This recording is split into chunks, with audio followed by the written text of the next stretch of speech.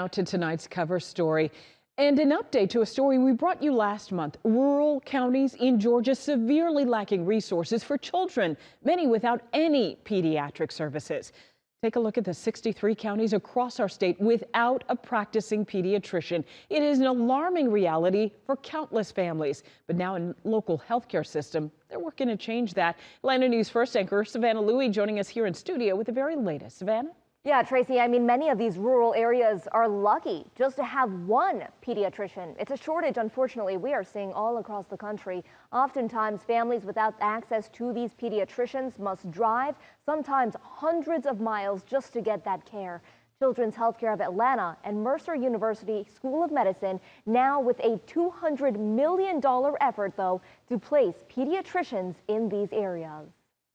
These counties have no pediatricians, or at best, too few pediatricians.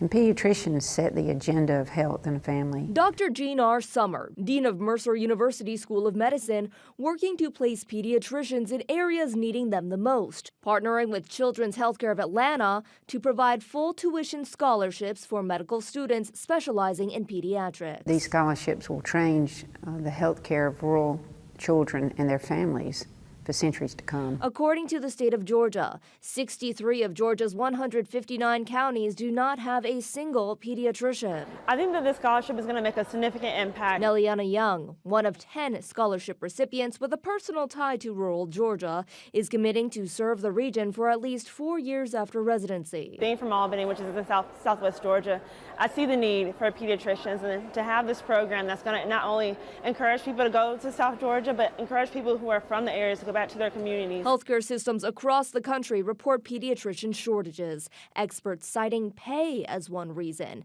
Pediatricians, one of the lowest paid professions in healthcare. The full ride scholarship alleviates some financial burden. Children's calling the impact incredible for the students and the families they'll help. It's going to give them a chance to do the thing that they love, practice medicine, and to do it in the places, in the hometowns of the people and the families and the kids that they love.